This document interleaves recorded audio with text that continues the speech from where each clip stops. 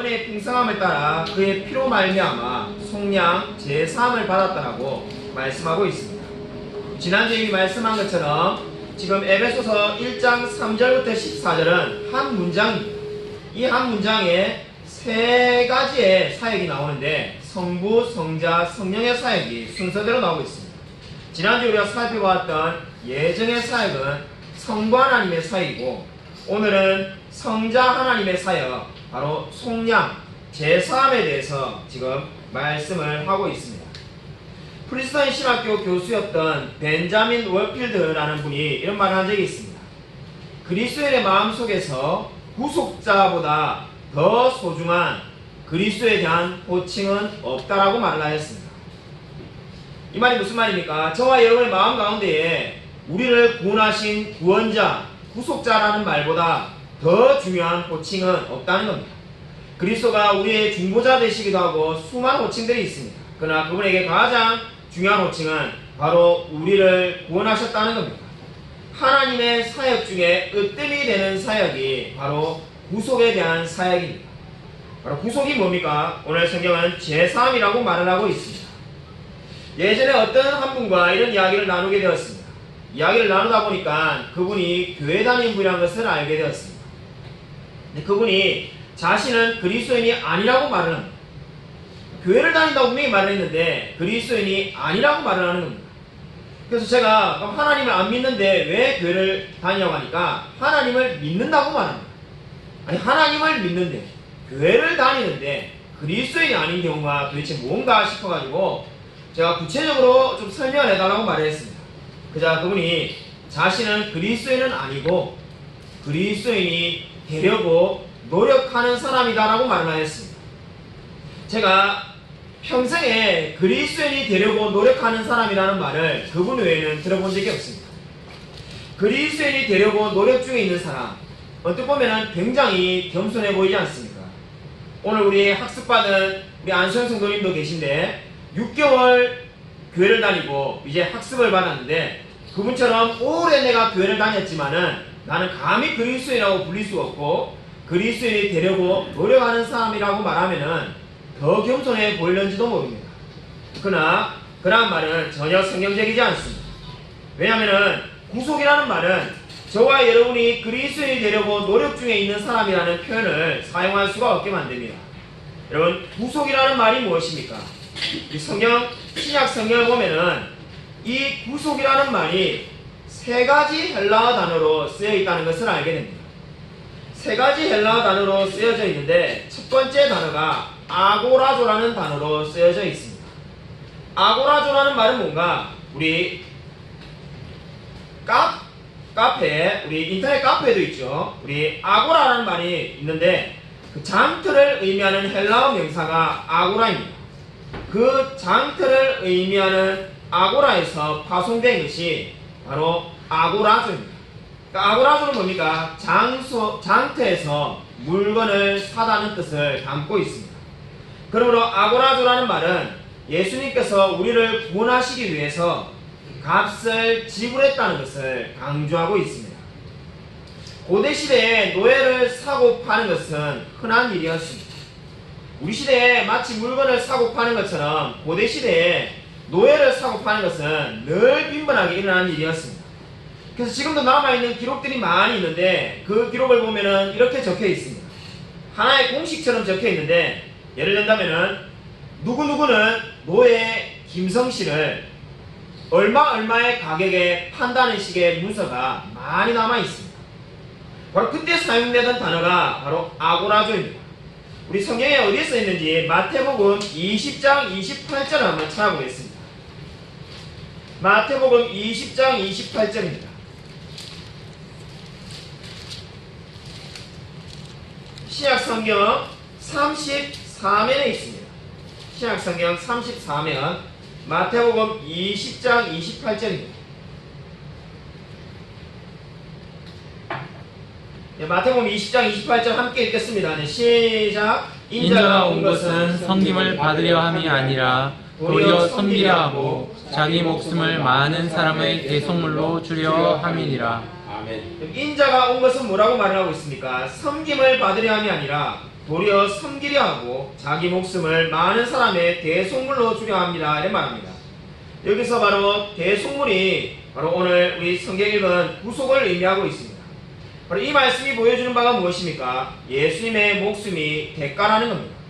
그냥 저와 여러분을 어느 날 구원받은 자라고 그냥 칭해주겠다 이렇게 한 것이 아닙니다.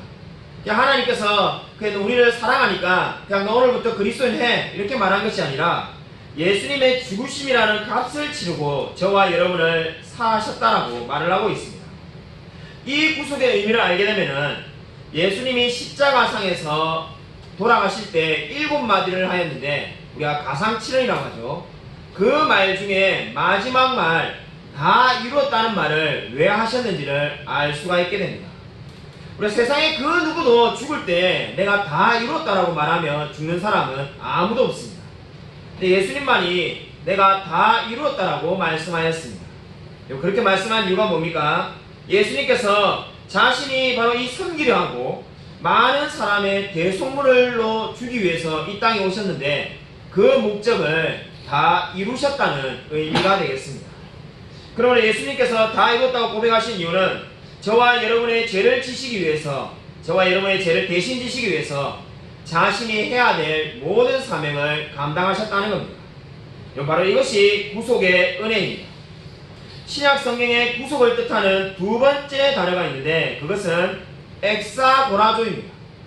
첫 번째 단어가 아고라조였고 두 번째 단어가 엑사고라조입니다.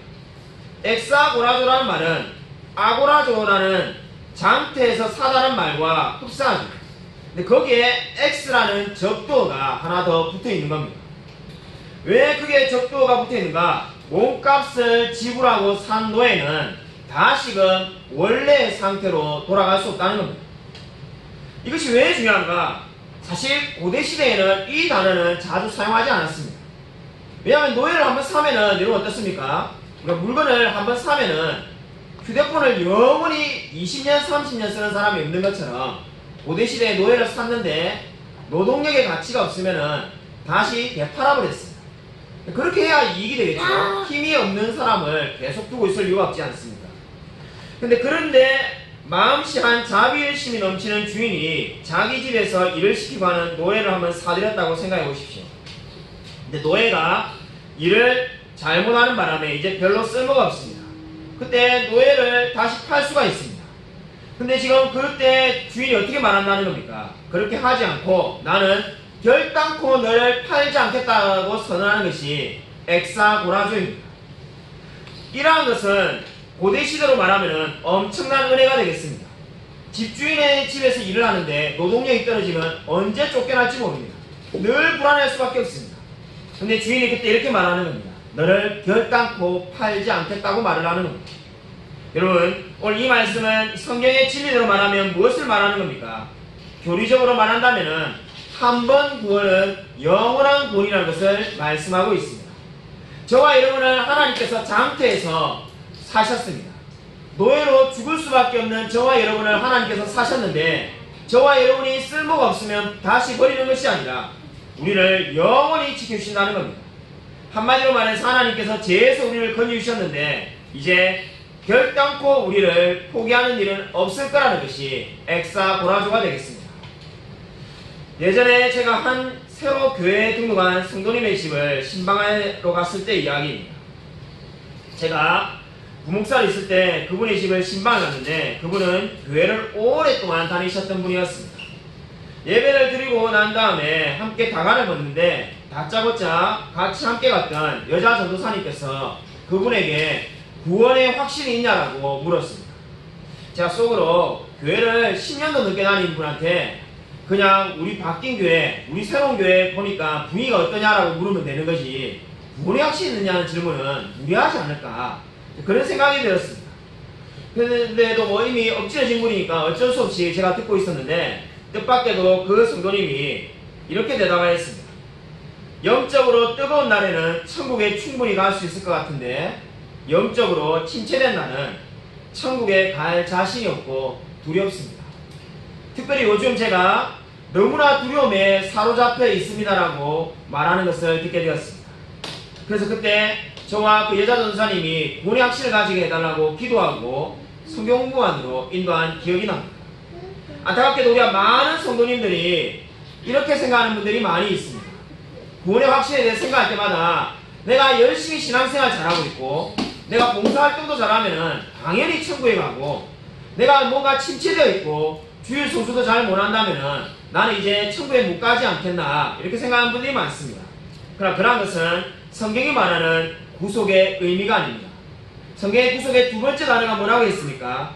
이 엑사고라도라는 것은 저와 여러분을 사신 그 하나님께서 저와 여러분을 결단코 포기하지 않으실 거라고 말씀하고 있습니다. 그렇기 때문에 저와 여러분이 심판으로부터 안전한 이유는 저와 여러분의 영적인 상태에 달려있지 않습니다. 내가 영적으로 충만할 때만 천국에 갈 수 있는 확신이 있는 것이 아닙니다. 우리가 안전한 이유는 그리스도 안에 있기 때문입니다. 우리를 핏값으로 사신 분이 그리스도이기 때문입니다. 하나님께서 그 모든 핏값을 치르셨고 이제 다시금 되팔지 않을 거라는 약속을 저와 여러분에게 주셨습니다. 바로 이 진리를 여러분은 믿고 있습니까?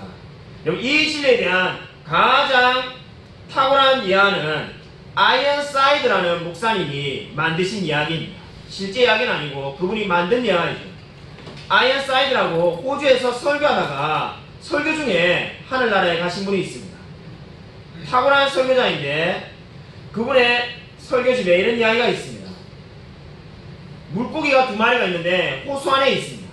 호수 안에 있는데 한 물고기가 늘 불안해합니다. 내가 언젠가는 낚시하는 낚시꾼에게 잡혀가지고 죽으면 어떻게 할까 늘 걱정하니까 잠도 잘 오지 않는다고 말을 합니다. 그때 또 한편에 있는 물고기가 이렇게 말을 합니다. 왜 두려워하는가? 두려워할 이유가 없다. 너는 낚시꾼이 두렵지도 않느냐? 나는 전혀 두렵지 않아. 그러니까 두려워하는 물고기가 그렇게 묻습니다. 너는 왜 무슨 근거로 두려워하지 않느냐? 그때 호수 바깥에 있는 표지판을 보여줍니다. 거기에 보면은 낚시 금지라는 표지판이 적혀 있었습니다. 이 이야기가 무엇을 보여줍니까? 바로 물고기는 늘 자기가 잡혀 죽을 것을 염려했지만은 절대로 그런 일이 일어날 수 없다는 것을 말을 하고 있습니다. 바로 엑사고라조라는 단어가 그 말을 하고 있습니다. 저와 여러분에게 마귀가 아무리 유혹한들 절대로 우리가 다시 옛날의 상태로 돌아갈 일은 전혀 없다는 것이 구속의 의미입니다. 그럼 세 번째로 신약 성경에 나오는 구속이라는 단어는 류라는 단어가 있습니다. 이 류라는 단어는 대가를 지불함으로 놓아주다, 풀어주다, 자유롭게 해주다는 의미를 지니고 있습니다. 이미 우리는 구속에 대해서 두 단어를 배웠습니다. 장태에서 사왔으며 다시 장태로 되팔지 않는다고 배웠습니다. 근데 고대시대의 노예들의 삶은 장태 설사 되팔지 않아도 어떻습니까? 어차피 그 집에 있어도 노예입니다. 제 밑에서 노예로 사나 여러분의 밑에서 노예로 사나 정도의 차이만 있지 노예는 노예입니다. 그런데 지금 예수님께서 우리를 구원하신 일은 그 정도 차원이 아니라고 말합니다. 구속에 그 당시 노예와 다른 세 번째 단어가 있습니다. 그것이 바로 리인데 그 단어는 무엇을 말한다는 겁니까? 우리를 자유롭게 해준다는 것을 뜻하고 있습니다. 바로 우리가 오랫동안 죄 가운데 있었던 그 영혼 가운데 하나님께서 우리를 완전하게 자유롭게 해주셨다는 겁니다. 이것이 바로 무엇을 의미합니까? 구속의 은혜를 의미하고 있습니다. 그러므로 이 신약성경 에베소서에서 말하는 구속의 의미를 세 단어를 연결하면 어떻게 되겠습니까? 죄와 사망의 늪에서 저와 여러분을 구원해 주셨고 그리고 저와 여러분을 이제 다시금 심판의 자리로 옮기시지 아니하시며 우리의 영혼을 완전히 자유롭게 해주셨다는 겁니다. 그것이 바로 오늘 성경에 있는 그의 피로 말미암아 속량이라는 말씀의 의미가 되겠습니다. 많은 사람들이 구속이라는 말을 들으면 어디에 속박된다는 것을 먼저 떠올립니다. 구속하면 감옥부터 먼저 떠올리는 것이 세상 사람들입니다. 그렇기 때문에 구속이라는 말을 좋아하지가 않습니다. 그러나 성경이 말하는 구속은 그런 감옥에 갇혀서 내 마음대로 할 수 없는 자유가 없다는 말과 아무런 상관이 없습니다. 오히려 그 반대입니다. 노예로 인해서 아무런 자유가 없이 한평생 노예일만 해야 될 사람에게 아까 우리 세 번째 구속의 단어 류처럼 자유함을 주는 것이 구속의 의미가 되겠습니다. 그렇기 때문에 구속은 안 좋은 것이 아니라 너무나 은혜로운 것입니다. 그래서 이 구속이라는 말에 대해서 어거스틴은 이렇게 말을 하였습니다. 내가 하나님을 만나기 이전에는 나의 삶에 그 어떠한 안식도 없었다라고 고백하였습니다. 내가 하나님을 만나기 이전에는 나의 삶에 그 어떠한 안식도 없었다는 겁니다. 하나님을 만난 이후에 나에게 자유함이 생겼다라고 어거스틴이 고백하였습니다.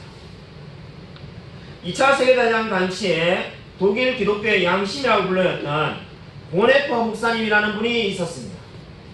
보네퍼 목사님과 친했던 마리아라는 이름의 여인이 있었습니다.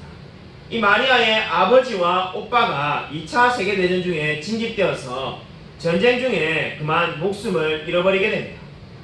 마리아는 하나님을 믿는 그리스도인으로서 자기 앞에 벌어진 일을 도무지 받아들일 수가 없습니다. 내가 왜 신실하게 하나님을 믿었는데 나의 사랑하는 오빠가 전쟁 중에 목숨을 잃어야 됩니까? 그래서 보네퍼 목사님에게 그 마리아가 이렇게 묻습니다. 어떻게 하나님께서 나의 그렇게 사랑하는 아빠와 오빠를 무자비하게 죽일 수 있습니까? 우리가 많은 분들이 비슷한 질문들을 하죠. 정말 하나님이 살아계신다면 나의 사랑하는 가족이 왜 교통사고를 당하고 암에 걸려가지고 죽어가야 되는가? 이런 질문들을 많이 합니다. 똑같은 질문에 대해서 보네퍼 목사님이 마리아에게 이렇게 대답했다고 합니다. 사람을 죽이는 것은 하나님이 아니라 세상에 있는 죄와 인간의 증오입니다. 그렇다면 이 말에 동의한다면 당신의 아버지와 오빠가 죽은 것은 하나님 탓이 아니라 세상 사람들의 죄와 증오 때문에 죽었습니다. 놀랍게도 하나님은 거기서 끝나는 것이 아니라 죄로 인하여 죽을 수밖에 없는 당신의 아버지와 오빠에게 영원한 생명의 새로운 삶을 허락하였습니다. 당신의 아버지와 오빠를 죽이게 만든 것은 인간의 죄이고 영원히 천국에서 살도록 만든 것은 하나님의 은혜입니다라고 대답했다고 합니다. 그렇습니다. 여러분, 이 말씀을 기억하십시오. 저와 여러분에게 끊임없이 의문이 드는 나의 사랑하는 가족을 왜 우리는 잃을 수밖에 없는가? 거기에 대한 대답은 죄 때문에 저와 여러분의 가족이 죽어간다는 겁니다. 그리고 하나님께서 그 가족을 영원히 살리신다고 말씀하고 있습니다. 여러분은 이 놀라운 구원의 은혜를 받은 자입니까? 어떤 사람이 이렇게 구속의 은혜를 표현하였습니다. 하나님의 사랑과 은혜는 도저히 깊이를 재을 수 없는 바다라고 말을 하였습니다. 아마 어떤 성도들은 그 바다를 건너갈 수 있다고 생각하는지도 모릅니다. 그러나 그러한 생각을 가지고 하나님의 은혜를 건너가면 어떻게 됩니까? 그 은혜 너머에 또 다른 은혜가 나오게 됩니다. 그 수평선 너머에 또 다른 수평선이 있고 그 수평선 너머에는 또 다른 바다가 열리게 되는 것을 보게 됩니다.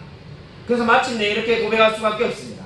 깊이를 재을 수 없는 바다와 같은 은혜가 하나님의 은혜라고 고백할 수밖에 없습니다. 여러분이 이러한 은혜를 누리며 살아가고 있습니까? 저와 여러분이 진정으로 이 구원을 받았다면 이 은혜를 날마다 누려야 됩니다. 우리가 구원을 받았다는 것은 다 믿고 있고 구원의 확신이 있지만은 안타깝게도 많은 성도들이 매일의 삶에서는 마치 구원받지 못한 자처럼 살아갈 때가 얼마나 많은지 모릅니다. 우리가 어떻게 하면 날마다 매 순간마다 구원의 은혜를 누릴 수 있을까요? 구원의 은혜를 매 순간마다 누리기 위한 두 가지 방법을 말씀드리고자 합니다. 첫 번째는 바로 우리 성경구절 한 구절 찾아보겠습니다. 역대하 14장 11절입니다. 구약성경 역대하 14장 11절.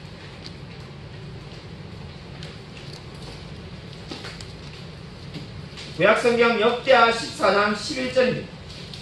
구약성경 673면에 있습니다.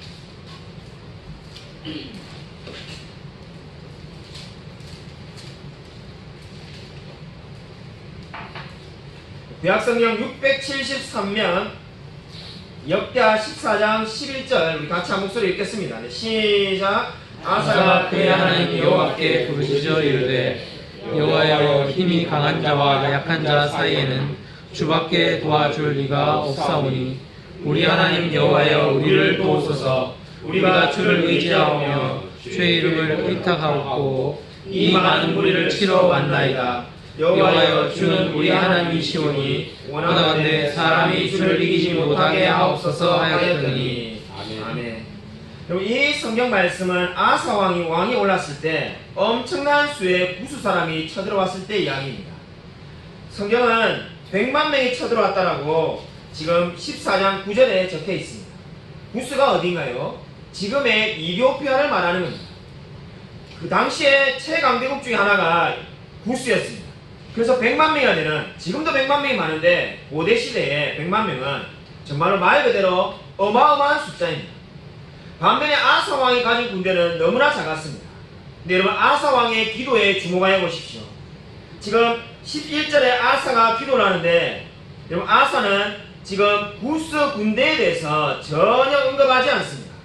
하나님, 구스가 이렇게 100만 명이 있는데 제가 100만 명을 이길 수 있는 더 많은 군대를 달라든지 아니면 더 많은 무기를 달라든지 뭐 이러한 것을 이야기하고 있지 않습니다. 구스 군대에 관심이 없습니다. 심지어 아사 왕은 이스라엘 군대에도 관심이 없습니다. 무엇에만 관심이 있습니까? 오직 한 가지만 관심이 있습니다. 바로 그것은 하나님이 이스라엘을 도우실 것인가에만 관심을 가지고 있습니다. 바로 이것이 우리가 날마다 매 순간마다 은혜를 받을 수 있는 첫 번째 중요한 방법입니다. 저와 여러분이 매 순간순간마다 구속의 은혜를 누리고 싶다면 하나님의 은혜만을 바라보십시오. 여러분, 이 아사는 하나님의 은혜만을 바라보았습니다. 자신의 인생에서 중요한 것이 군대가 아니라는 것을 잘 알고 있었습니다. 저와 여러분에게도 적용해 보십시오. 저와 여러분의 인생에 어려움이 있습니까? 여러분, 어려움 가운데 저와 여러분이 먼저 해야 될 것은 하나님께서 이 어려움 가운데 도와주실 것인가 아닌가 하는 것을 먼저 기도를 통해서 확인하는 것입니다. 여러분, 많은 사람들이 1억이 부족하면 어떻게 합니까? 스스로 돈을 융자해보고 친구에게 전화해보고 스스로 해결하려고 합니다. 근데 100억이 부족하면 어떻게 됩니까? 그때서야 하나님 앞에 무릎 꿇고 기도합니다. 이제 내 스스로 할 수 없으니까 하나님께 매달리는 거죠. 근데 오늘 이 아사의 기도의 원칙을 보면은 우리가 그렇게 해서는 안 됩니다. 여러분, 아사 왕의 기도를 기억하십시오. 저와 여러분에게 필요한 것은 내 앞에 있는 문제가 얼마나 크고 작은지를 우리가 확인하는 데 있지 않습니다. 그냥 1000만원, 2000만원짜리 문제는 내가 적당히 해결하고 내 힘으로는 도저히 해결할 수 없는 것을 기도하는 것이 신앙이 아닙니다. 여러분, 신앙은 나의 모든 문제에 대해서 하나님이 역사하실 것인가를 확인하는 것입니다. 그래서 그것을 확신하며 나아가는 것이 믿음이라고 성경은 말씀하고 있습니다. 저와 여러분이 진정으로 구속의 은혜를 받은 자라면 모든 문제 가운데 아사왕같이 담대하게 기도하며 나아가십시오. 하나님이 도우신다면 여러분의 모든 문제는 결코 여러분을 이길 수가 없습니다. 여러분, 고난이 다가오면 어떻게 해야 되겠습니까? 제가 척 스미스라는 미국의 유명한 강해 설교자가 있습니다. 그분의 책을 읽는데 그분이 고난에 대해서 3가지를 하지 말라는 것을 제가 언젠가 은혜를 받은 적이 있습니다. 고난이 다가올 때 절대로 해서는 안 되는 3가지를 그분이 설교 때 이렇게 말하였습니다. 척 스미스 목사님이 말하는 고난 가운데 절대로 해서는 안 되는 3가지는, 첫째는 나 자신을 바라보아서는 안 된다는 겁니다. 고난이 다가오고 여러분의 어려움이 다가오고 재정의 문제가 있든 건강의 문제가 있든 첫 번째, 절대로 여러분 자신을 바라보지 마십시오. 왜냐하면 거기에는 소망이 없기 때문입니다. 두 번째로 해서는 안 되는 것은 무엇인가? 환경을 바라보, 내가 1억이 필요한데 1억을 조달할 방법이 없는데 어떻게 해야 되는가? 백날 첫날 바라봐야 환경이 달라질 것이 아무것도 없습니다. 세 번째로 고난 가운데 절대로 해서는 안 되는 것이 무엇인가? 그 어려움을 가져다 준 사람을 바라보지 말라는 겁니다. 내게 어려움을 가져다 준 사람을 백날 첫날 바라봐봐야, 묵상해봐야 원망 만들고 힘든 만 있지 달라질 것이 아무것도 없습니다. 여러분, 이 척 스미스 목사님이 말하는 고난 가운데 절대로 하지 말아야 될 3가지를 반드시 기억하십시오. 나 자신을 바라보아서는 안 되고, 고난 가운데 절대로 환경을 바라보아서는 안 되고, 나에게 어려움을 가져다 준 사람을 바라보지 마십시오. 그렇게 하면 뭘 하라는 겁니까? 한 가지로 하나님만 의지하며 살아가는 것이 바로 성경이 말하는 바입니다. 여러분, 문제 가운데 무엇을 하고 있습니까? 인생에 어려움이 있습니까? 하나님을 바라보십시오. 나와 환경과 그 어려움을 가져다 준 사람을 결코 바라보지 마십시오. 여러분, 은혜를 날마다 누리기 위한 두 번째 단계는 시편 139편 17절 18절을 찾아보도록 하겠습니다. 여러분 시편 139편 17절 18절입니다. 구속의 은혜를 누리기 위한 두 번째 단계, 시편 139편 17절 18절입니다. 구약 성경 904쪽에 있습니다.